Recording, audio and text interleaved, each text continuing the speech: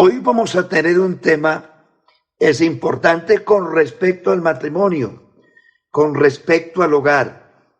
La primera carta de Pablo a los Tesalonicenses, capítulo 4, el versículo 2. Porque ya sabéis qué mandatos os dimos por el Señor Jesús, pues la voluntad de Dios es vuestra santificación, que os apartéis de fornicación, que cada uno de vosotros sepa tener su propia esposa en santidad y honor, no con deseos desordenados de concupiscencia, como los gentiles que no conocen a Dios, que ninguno oprima ni engañe en nada a su hermano, porque el Señor es vengador de todo esto, como ya os hemos dicho y testificado. Pues no nos ha llamado Dios a inmundicia, sino a santificación. Igualmente, Hebreos capítulo 13, versículo 4. Honroso es en todos el matrimonio y el lecho sin mancilla, pero a los fornicarios y a los adúlteros los juzgará Dios. Estamos en una situación a nivel universal con respecto a los matrimonios, que entre otras cosas, todos sabemos que el matrimonio es una decisión de Dios. El matrimonio existe porque Dios lo hizo, porque Dios lo creó. El matrimonio es la base de toda sociedad. Dios hizo al principio un hombre y una mujer. Y gracias a la unión de ese hombre y esa mujer es que la raza humana se ha esparcido por todo el planeta. Gracias a eso existimos nosotros. Razón por la cual decimos que el matrimonio es un asunto divinamente establecido por Dios. Pero a consecuencia del pecado que ocurrió en el hombre, es que tenemos tantas dificultades en los matrimonios. En esta pandemia que nos ha tocado vivir, increíblemente, es donde más divorcios han existido. Porque por causa del confinamiento, muchas personas, matrimonios, tuvieron que quedarse en sus casas. Algunos valoraron esa oportunidad, pero muchos matrimonios terminaron divorciados. ¿Cuál es la razón? No es culpable Dios, es el pecado. Cuando a Jesús le preguntaron los fariseos con respecto al matrimonio, Jesús realmente no estaba hablando del divorcio, sino que estaba dando una respuesta a una pregunta que le hicieron. ¿Es lícito dar divorcio a la mujer por cualquier causa? Dijeron los fariseos, porque Moisés lo permitió. Jesús responde, fue que Moisés lo permitió. Eso no fue una orden de Dios, ni tampoco una orden de Moisés. Fue un asunto permisivo de Moisés dar divorcio. Y le dice, por causa del endurecimiento de vosotros, por la dureza de vuestro corazón. Pero al principio no fue así, porque el que los hizo al principio, varón y hembra los hizo. Es decir, que Dios hizo el matrimonio, no para establecer posteriores divisiones. Lo hizo para que permaneciera. Lo que Dios juntó, no lo separa el hombre. De modo que Jesús no estaba enseñando sobre temas de divorcio, sino respondiendo a los judíos, escribas y fariseos que preguntaban de manera maliciosa. Al principio no fue así. Entonces, hermanos, el problema del matrimonio se dañan es porque el pecado se introdujo en la humanidad. Es el pecado, es la desobediencia, es la concupiscencia del hombre, es la rebelión de Dios del hombre contra Dios que ha ocasionado todas estas divisiones. Es el pecado el que divide los hogares, el que causa las guerras, el que causa muerte, hambre y destrucción en el mundo. Pero la voluntad de Dios es que todos los seres humanos vivan felices en la presencia de Dios. En términos generales, la inmoralidad sexual es toda relación sexual extramatrimonial, incluyendo la prematrimonial. Dios ha hablado por medio de la ley y su norma es clara. Las relaciones sexuales fuera del matrimonio está mal. Así que en el casado o en el soltero, las normas morales de Dios siguen firmes. Ellas son la castidad, el amor, la pureza y la fidelidad. El precepto de Dios es claro. Dice en la recomendación que los apóstoles hicieron a la iglesia gentil es que os apartéis de fornicación. Pablo dice, huid de la fornicación. Cualquier otro pecado que el hombre cometa es irreconciliable, pero el que fornica y cualquier otro pecado que el hombre cometa está fuera del cuerpo, pero el que fornica contra su propio cuerpo peca. Dice Pablo, no practiquemos la fornicación. Uno de los 5 pecados que destruyó a Israel en el desierto, uno de los 5 fue la inmoralidad. Por esa causa, cuando Israel era una nación invencible, que el mismo profeta Balaam dijo, no puedo maldecir el pueblo que Dios bendijo, pero le recomendó al perverso Barac una argucia vil, destructiva. Le insinuó que la única manera de vencer a ese pueblo era induciéndolos a la inmoralidad sexual. Y eso fue lo que ocasionó el fracaso de Israel en el desierto.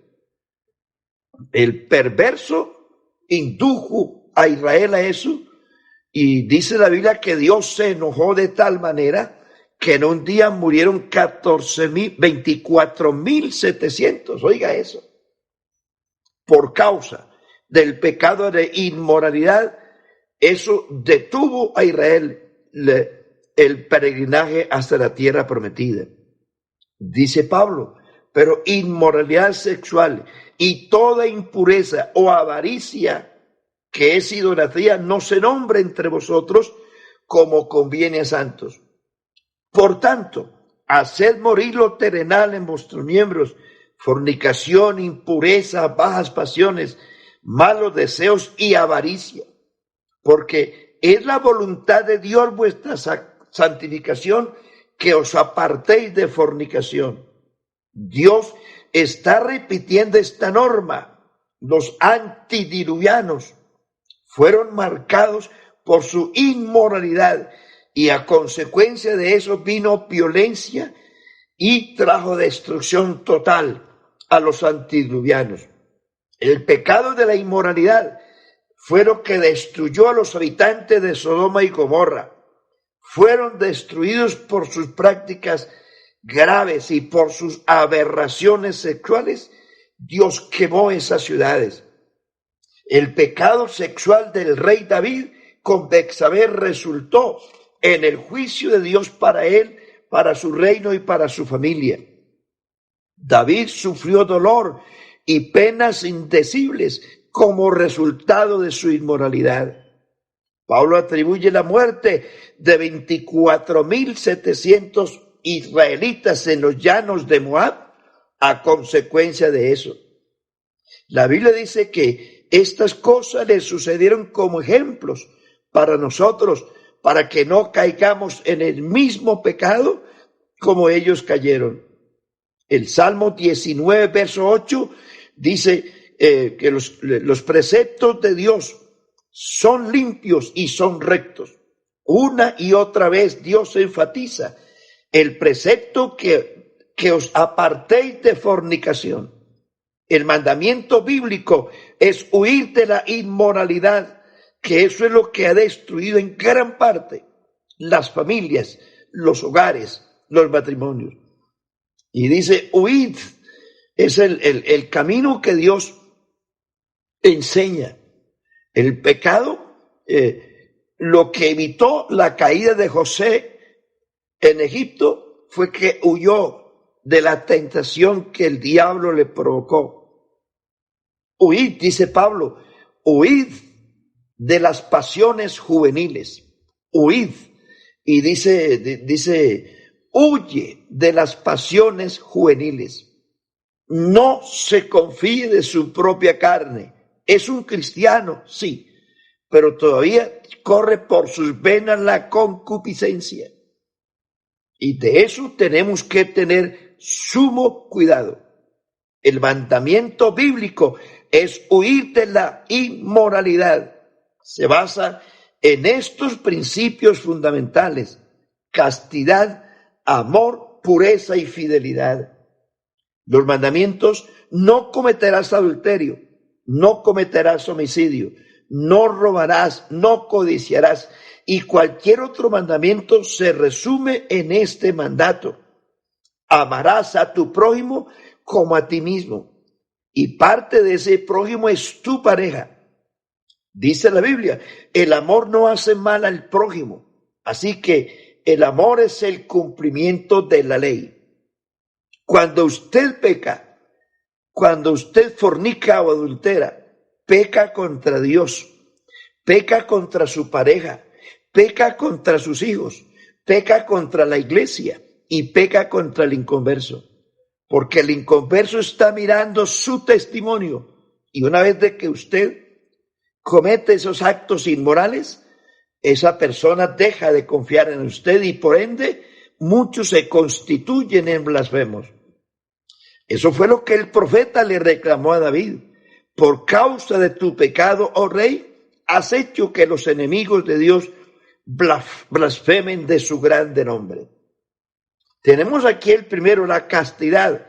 Se refiere a que un hombre y una mujer solteros deben abstenerse de relaciones sexuales prematrimoniales, o sea, antes del matrimonio. Cuando no ocurre esto, se viola el mandato de Dios y constituye un fracaso para el matrimonio. Lo que empieza mal, termina mal. Así que a los jóvenes solteros que están en proceso de matrimonio, les ruego, conserven este término, la castidad. No abuses. ¿Cuántos matrimonios hoy se fracasan temprano? Porque tuvieron un noviazgo deshonesto. La carne, no se puede confiar en la carne. No te confíes de ese monstruo que llama concupiscencia. Aléjate. Ponte en las manos del Señor para que Dios te cuide. Lo segundo, el amor. El amor se evidencia cuando la felicidad, la salud y el crecimiento espiritual de otra persona importan tanto como a sus propios deseos. La Biblia dice, ama a tu prójimo como a ti mismo. Efesios 5:28, 5:25 al 28. Maridos, amad a vuestras mujeres, así como Cristo amó a la iglesia y se entregó por ella para santificarla, habiéndola purificado en el lavamiento del agua por la palabra, a fin de presentarse a sí mismo una iglesia gloriosa que no tuviese mancha ni arruga, sino que fuese santa y sin mancha. Así también los maridos deben amar a sus mujeres. El que ama a su mujer, a sí mismo se ama, porque nadie aborreció jamás su propia carne, sino que la sustenta y la cuida. Si usted ama su cuerpo, ama su carne, así le enseña Dios al marido que debe amar a su mujer. El marido debe amar a su mujer con amor sacrificial. Debe ser un protector y un proveedor del hogar, de la familia. No puede ser un irresponsable, porque el matrimonio es una institución divina. La Biblia nos dice eso. Nos da pautas sobre el asunto conyugal. Los esposos deben amar a sus esposas como a sus propios cuerpos. El que ama a su esposa, dice la Biblia, a sí mismo se ama. Nadie aborreció jamás su propio cuerpo, sino que lo sustenta y lo cuida, así como Cristo a la iglesia. El principio del amor de Dios significa valorar la salud, la felicidad, el crecimiento espiritual y personal de mi pareja. Dios es amor. El que no ama no ha conocido a Dios, porque Dios es amor. El amor no es sencillamente lo que Dios hace, no, porque Dios no tiene amor, Dios es amor. Sencillamente es eso, Dios es amor. Por eso Él vino al mundo a morir por los pecadores. El amor de Dios todo lo sufre, todo lo cree, todo lo espera, todo lo soporta. Y Pablo, cuando habla del poema del amor, en 1 Corintios capítulo 13, donde dice, si yo hablase lenguas humanas o angélicas y no tengo amor, nada soy. Si diese mi cuerpo para ser quemado y no tengo amor, nada soy. Si repartiese todos mis bienes para dar de comer a los pobres y no tengo amor, nada soy. Usted puede tener una casa llena de cosas, la nevera llena, es decir, casa bonita, amoblada, con todo, carro, casa y beca, pero si no hay amor, de nada sirve. El amor lo suple todo, el amor lo llena todo, aún la pobreza, aún la escasez en los hogares. Si en la pareja hay verdadero enamoramiento, se soportan porque se aman los dos. Se hacen falta los dos, pero si no hay amor, si no hay verdadero enamoramiento, así usted tenga todas las comodidades en su casa materiales, si no hay amor, no existe nada. Y hay bueno que tener en cuenta, hermanos, que hay muchas personas que en los hogares, maridos, que se ufanan de decir, yo tengo mi casa llena, ¿qué le hace falta a mi mujer? Lo tiene todo. La casa está llena de comida, una casa amoblada y todo lo que tiene. No tiene por qué quejarse, dicen algunos, porque creen que la mujer es el cerdito que hay que engordar, que es la gallinita, la mascotica, que solo hay que echarle comida y no más. No, señor, así no es. Eso es parte de su responsabilidad, pero el verdadero amor es aquella persona que cuida a su pareja y responde por ella. Y no cuida a su pareja solamente porque le provee para sus necesidades físicas. Esa persona necesita afecto, amor, cariño, comprensión. Necesita que la escuches, que le acompañes en todo momento. Ese es el verdadero amor. El amor todo lo sufre, todo lo espera, todo lo soporta. El amor no es jactancioso, no es envidioso, no es arrogante. El amor es comprensible. Así que lo principal en un matrimonio es que haya verdadero enamoramiento. De lo demás no sirve. Hay muchas parejas llenas de cosas en la casa, pero no son felices porque no hay amor. Mientras que hay otras parejas que carecen de muchas cosas, pero son felices porque están enamorados. Se quieren los dos, se aman los dos, se cuidan los dos, no importa la pobreza, porque es por sobre todo es que estemos verdaderamente enamorados. Lo tercero, la pureza.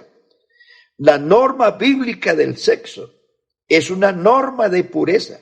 Honroso es el matrimonio en todos y la relación conyugal, pero a los fornicarios y adúlteros los juzgará Dios.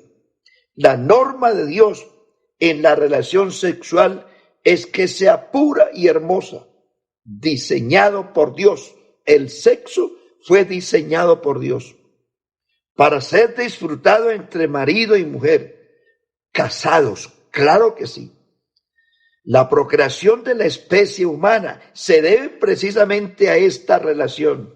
De una sangre hizo Dios todo el linaje de los hombres y les ha prefijado el orden de los tiempos y los límites de su habitación.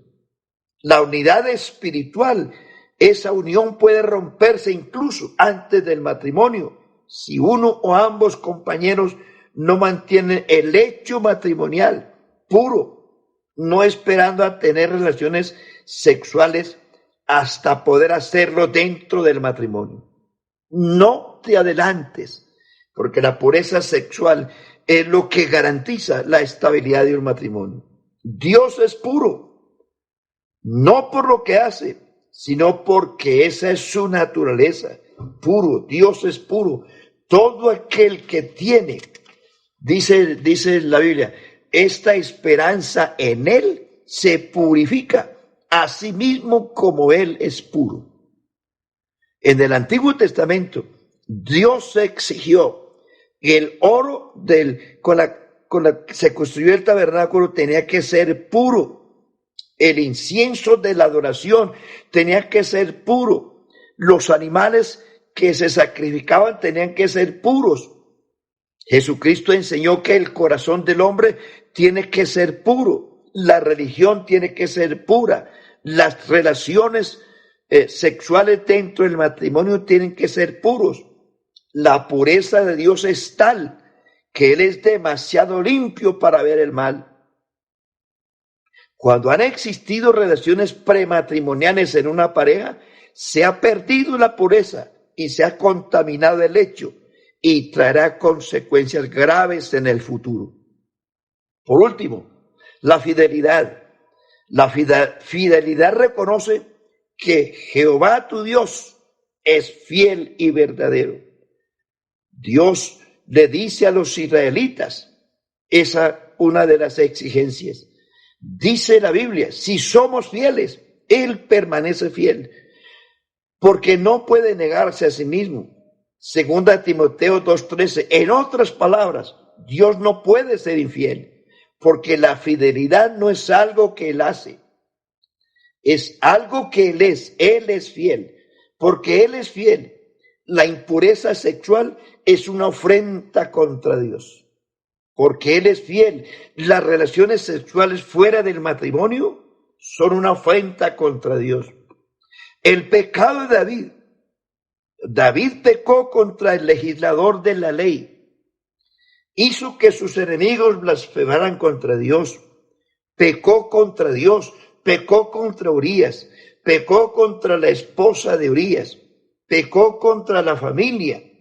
Porque ahora, como era el rey, pecó contra Elizabeth porque la humilló, tratándola como una concubina.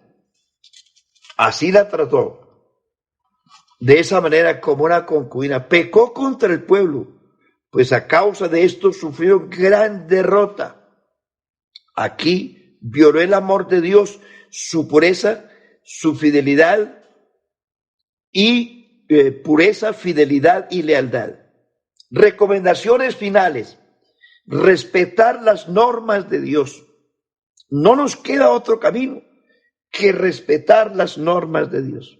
Es indiscutible porque Él es fiel y verdadero. Respetar las normas de Dios en cuanto al comportamiento sexual protege a las mujeres de embarazos no deseados. Respetar las normas de Dios proporciona un ambiente sano para la educación de las familias. Respetar las normas de Dios protege contra todas las enfermedades dañinas que destruyen el cuerpo y la moral. Respetar las normas de Dios proporciona tranquilidad y seguridad. Respetar las normas de Dios protege contra la inseguridad sexual. Cuando esto se hace dentro del matrimonio, es agradable. La intimidad es más agradable cuando se hace dentro del matrimonio y de las exigencias de Dios. Dice la Biblia, se unirá a su mujer y los dos serán una sola carne. El plan de Dios en cuanto a la intimidad sexual protege contra muchos peligros, no solamente morales, sino también espirituales y físicos. Dice la Biblia, Dios al final, no es bueno que el hombre esté solo. El verdadero amor, la verdadera pureza, y la verdadera fidelidad tiene el propósito de lograr un acercamiento, una conexión con Dios y una conexión entre dos personas. Fue Dios mismo quien creó el matrimonio. Por tanto, Dios dice en Génesis, dejará el hombre a su padre y a su madre y se unirá a su mujer y los dos serán una sola carne. Cuando nuestro comportamiento concuerda contra la verdad absoluta de Dios, podemos experimentar los beneficios de Dios y tener la seguridad de Dios para cada provisión. La fidelidad es lo que más requiere. Le recomiendo a los que me están oyendo Proverbios capítulos 5, 6 y 7. Al final del capítulo 7 de Proverbios, él dice, no tienen por inocente al ladrón, cuando hurta, pagará todo el haber de su casa para resarcir lo que se robó. Dice, pero el que comete adulterio, es falto de entendimiento el que hace eso. Heridas y vergüenza hallará, y su afrenta nunca será borrada, aunque multipliques los dones. David fue perdonado por Dios, porque David se humilló hasta lo sumo, y Dios lo perdonó, pero las consecuencias de ello fueron para toda la vida. Por eso, en el nombre de Jesús esta mañana, les ruego a todos, hermanos, que estas palabras lleguen a tu corazón.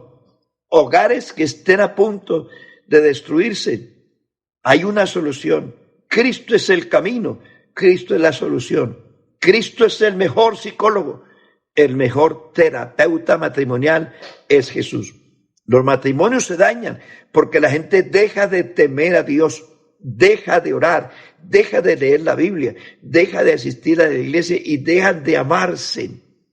Por tanto, si tú quieres arreglar tu problema matrimonial, primero debes buscar a Dios.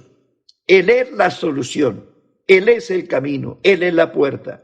Busca a Dios espiritualmente, métete en Dios en oración, lee la Biblia, consagra tu vida a Dios y tu hogar será restablecido de nuevo.